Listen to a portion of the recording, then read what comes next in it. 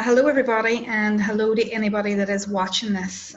You're very welcome to this lovely conversation that I'm about to have with Roisin.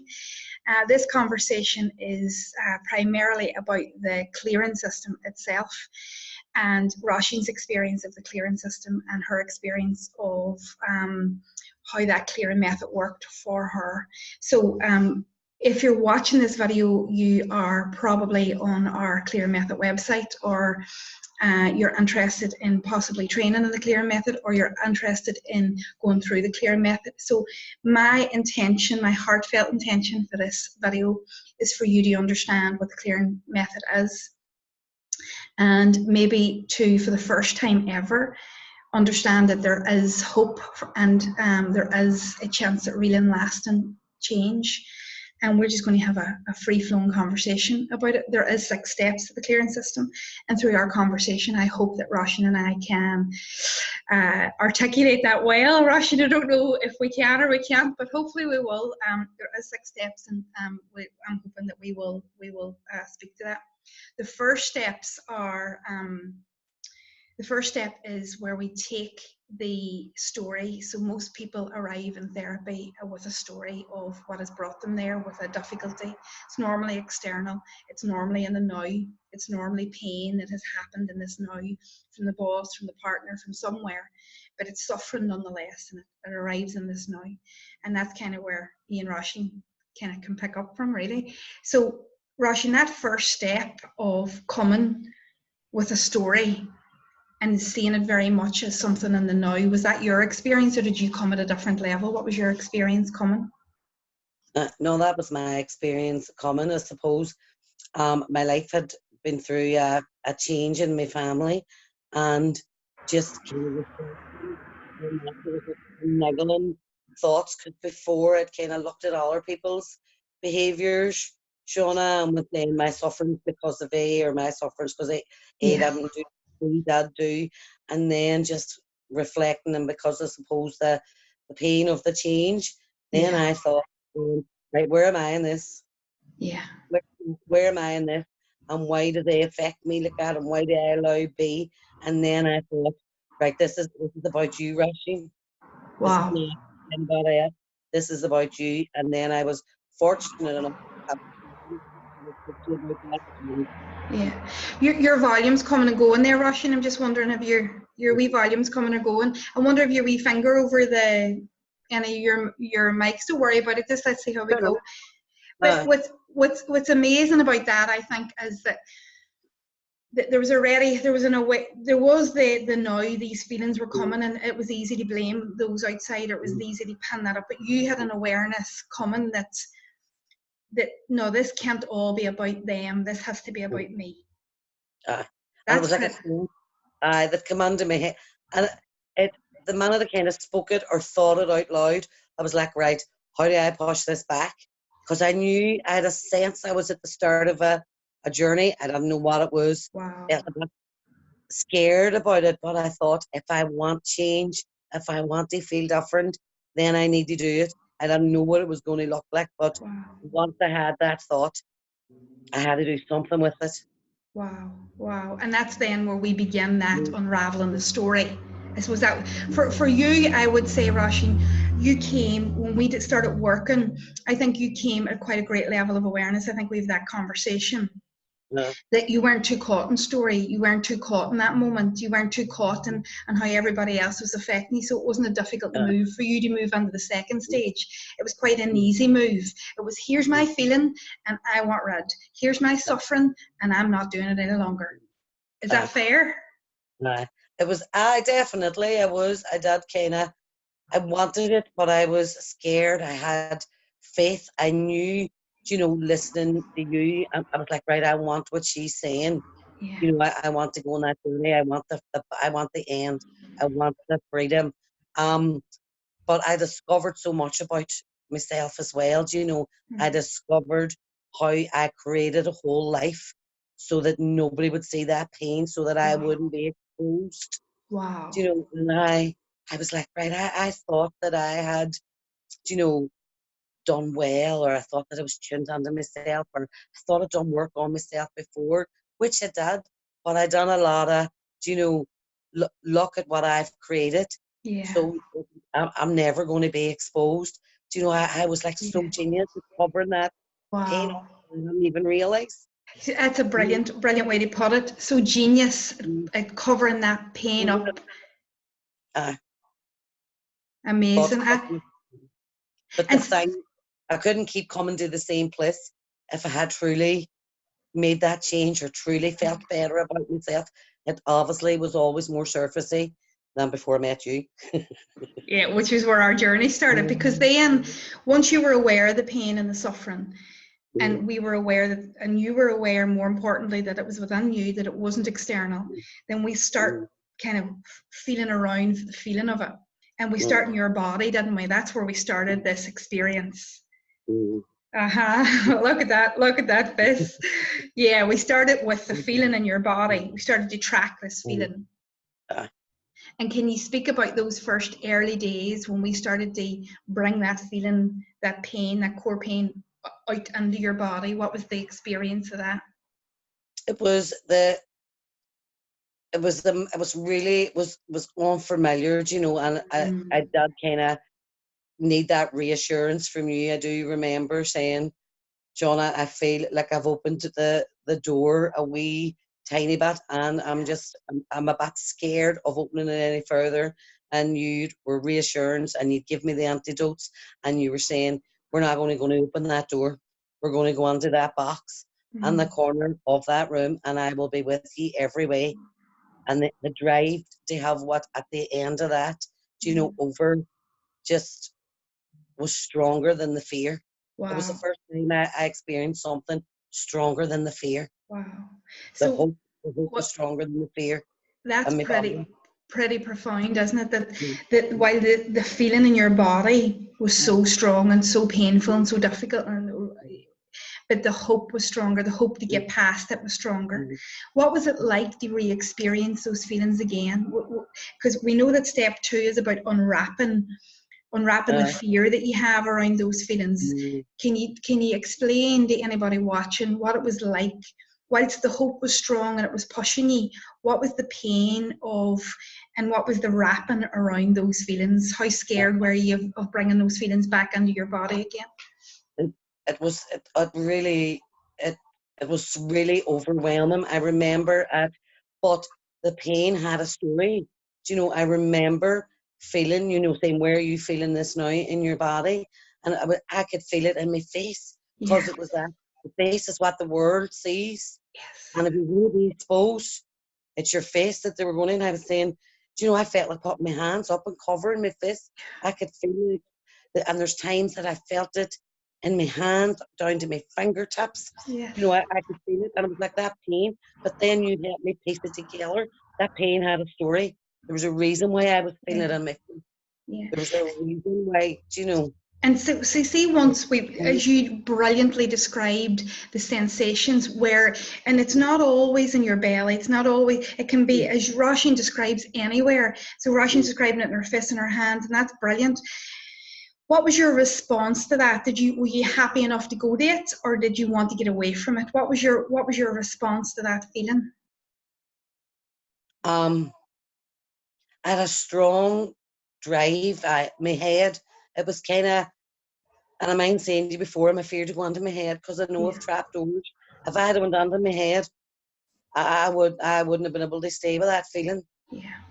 So you You wouldn't know, have been able to sit in the feeling if you had went into your head. if I went under my head, but there was some safety that you had created that you danced. You know, remember when we done the antidote and the opposite, Yes. that and something you said, feel that now. I've never felt anything as powerful in my life. It Yeah. was it was like oh god, it's like a life jacket or one of those floats Yeah. or a Yeah. blanket. Yeah. It's That's like right. while I hold on to this, then I'll manage that feeling as long as I can hold Yeah. on to this.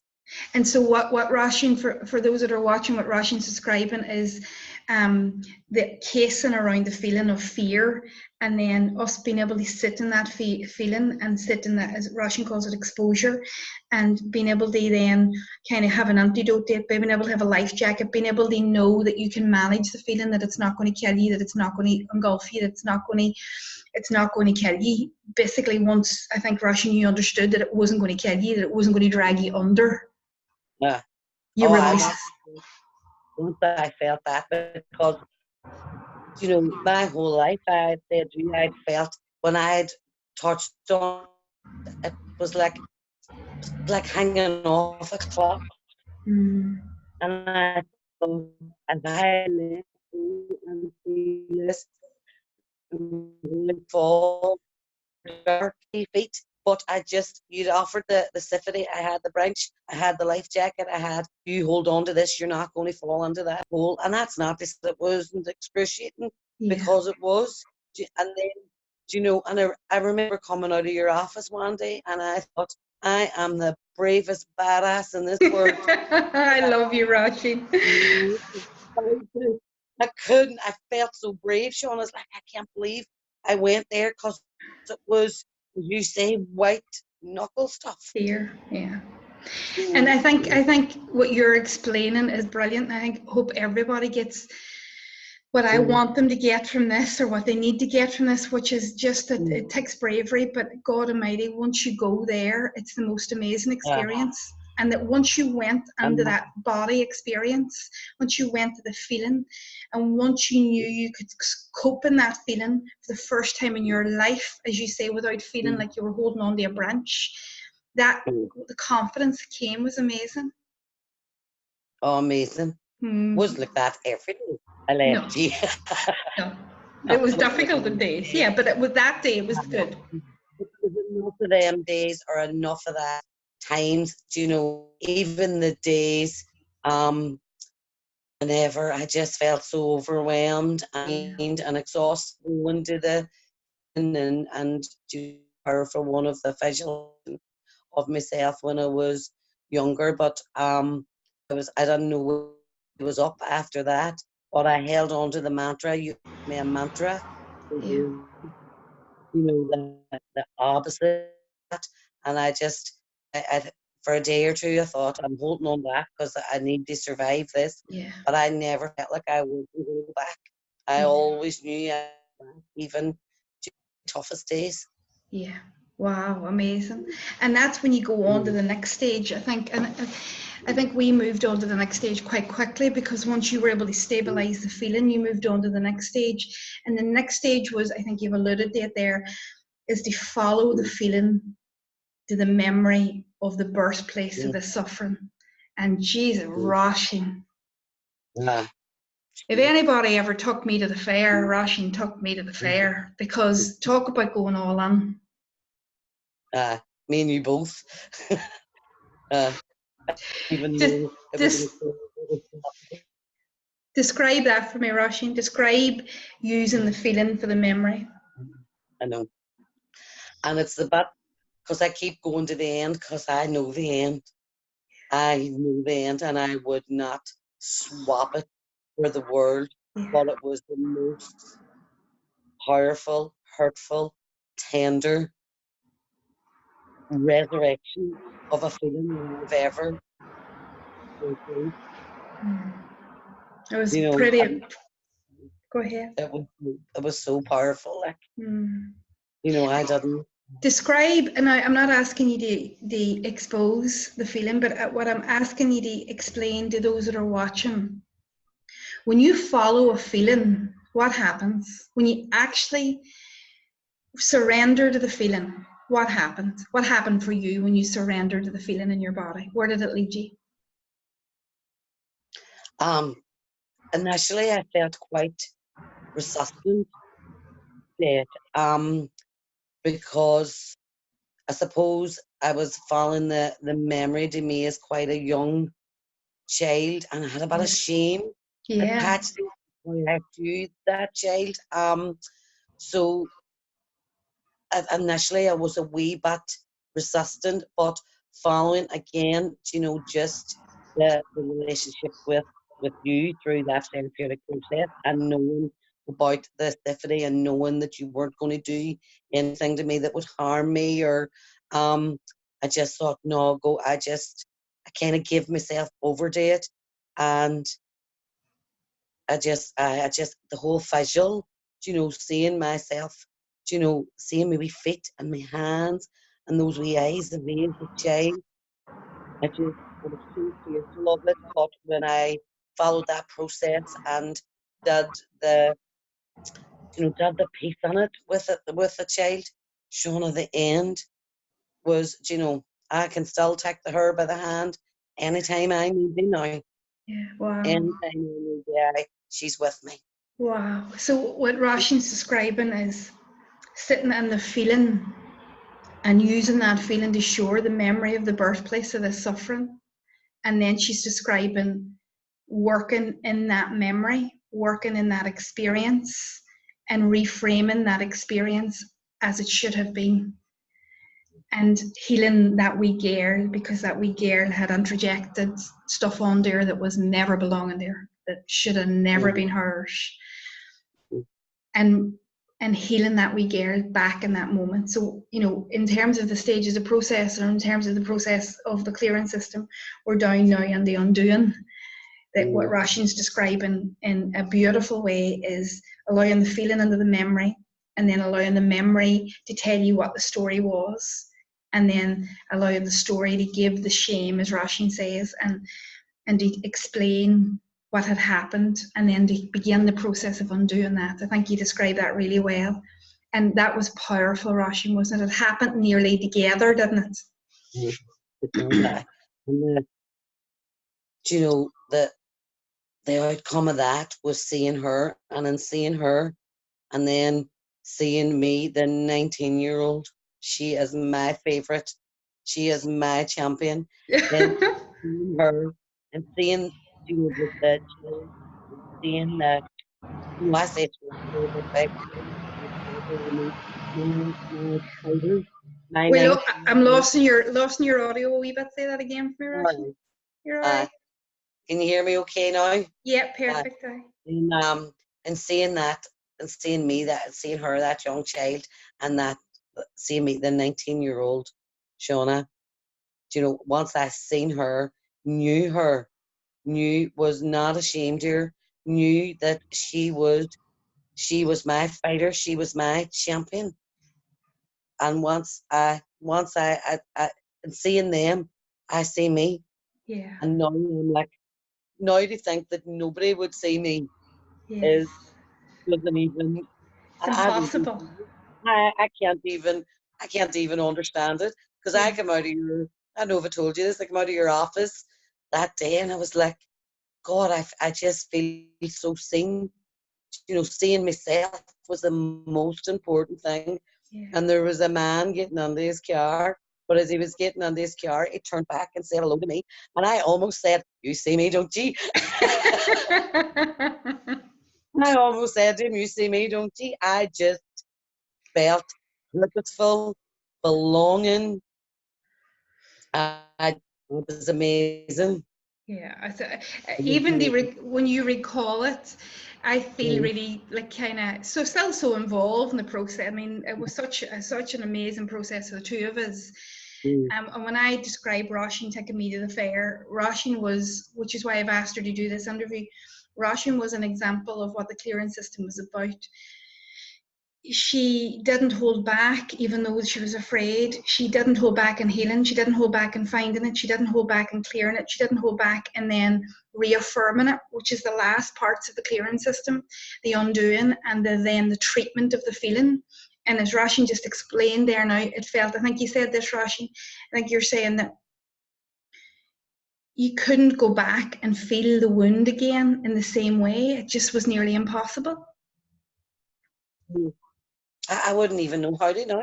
Yeah. It just doesn't fit Doesn't anymore. belong to you anymore. It Yeah. won't belong. I Yeah. wouldn't even know how to do it now. And I think It that's the power of the system. The power of the system is that it, would you concur with this? Because I suppose it's easy for me to say this, that it using the emotion basically bypasses all that thought stuff. It bypasses your mind's need to sort and organize and give you solutions. And you Mm. just end up in the wound and end up then healing the wound and end up then nearly as if your mind trying to catch up because your felt senses way ahead of you. Would that be right, Roshan? Would that be in your experience? Well, definitely, you need to go from feeling to memory, because just the the feeling is just so authentic, but sometimes the thought Yeah. might not be. Yeah. Do you know what I mean? But the feeling is, it's just so authentic. It's the real truth. Yeah, I want to repeat that for anybody who's watching, because I think I was never able to articulate it that way, because I struggle to articulate the process because it obviously was birthed through me. But I want to just recap what you said for anybody that's listening. The feeling is so authentic. Sometimes the thought is not so authentic because there's been meaning and all sorts made out of it. But the feeling is so authentic, and that's what the truth is. That's what you just said. It was well just amazing. Mm. Does that feel right? It's the only way. It's the only way to do it. Wow. It's the only way to do it. No, you Amazing. have. Amazing. And I think our journey was like we really connected, Mm. therapeutically connected, which is why I've asked Roshan to do this. But every day that Roshan would come, and how long did it take, Roshan? How long were we in process for? Was it from? Did I start around September? Was it about 6 months, was it? It was about 6 months. Should have And been. how many core wounds did we do? Two? Did we do two? We had two, and then because then I would be complicated in that my core wounds kind of fused together. They You made know. friends. Forgot about that. Yeah.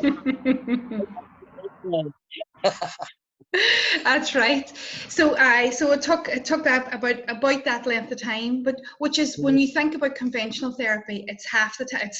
It's a Mhm. third of the time to get to where you had got to. Mhm. It was no time. Mm, Even looking back, I was like, how did we do so much in so little time?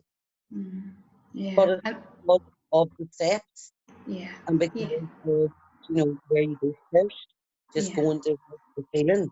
yeah. And would you say that fast tracked you? Would you say that honestly fast tracked you? The feeling. Definitely, Mm, definitely. It's you know it's like kind of not dealing. I don't know if I'm saying this right, but not dealing with the symptoms, going to the cause, and then the symptoms kind of flow easier, if you know what I mean. yeah, Then yeah, because the symptoms fall away, don't they, once the core's finished? Mm. You need to get. It's like, let's not faff about with the symptoms. Let's kind of bring your spade and dig to the truth straight away, and then we'll work from there. Brilliant. And That's a brilliant way of putting it, actually. Aye. it's not good. It definitely is not good. But oh, I held it. I worked on it. Yeah. But I could feel it. I could feel a shift. And at the start, I was like, Shauna, I feel a shift, but I'm not sure I can hold on to it. But then the process, the more we done it, the more we went through the steps then, and it's me now. It's established. It's me. Yeah. And I describe it as coming home to your true self. Turns out. Like shedding the stuff that you had, the difficult experiences, that no matter what background you come from, no matter whether you think you've come from the best house in the world or the worst house in the world, the steps are the same and the process is the same. But what you do and what you end up doing is letting go of some people call it the shadow self, some people call it the false self, some people call it the the wounded self. It doesn't really matter what term you put on it. But what ends up happening is they fall apart and you come back to your true self. Oh, I'm back. Me and me two trippers. We're back. Oh, Russian, you bring me so much joy. Yeah. Oh, God Almighty. I do feel it. Now, sometimes, Abby, it's evident in my life every day, but sometimes life's busy and you Yeah. can't kind of notice it every day. But sometimes I make a point of trying to notice it, and then some other times it can't be not noticed. Yes. Yeah. It can't not be noticed. But it is you know, it is there in my life every day. Me Wow. being me now is there every day. Wow. And So, that's powerful, powerful testimony to uh, the system, but also powerful testimony to you. You know, the system is what the system is, and that's fine. But I think that you lent yourself to the system more than the system lent itself to you. I think the testimony of your work is in you. And I want to say that on the record here for everybody else, because Roisin brought spade, and I didn't bring one spade, she brought lots of spades, and she brought the zest and the panache and everything that ever came with, because she was not leaving this office without these core wins gone, and that was her commitment. And I think that bore out in the system. To be fair to the system's okay, but Roisin is a whole lot better than the system. I think that's fair. I'll agree. I deserved it, but tell me who doesn't. Everybody deserves it, Shauna. Tell me who doesn't. Who doesn't deserve it? Who deserves that? Everybody. I deserved it. Everybody deserves it. Yeah. And would you recommend it? Would you say to somebody, listen, it's go and do it? All the time. All the time. I say it was the best time I ever invested in myself. Yeah. Yeah. The best time I ever invested in myself. Yeah. It definitely was.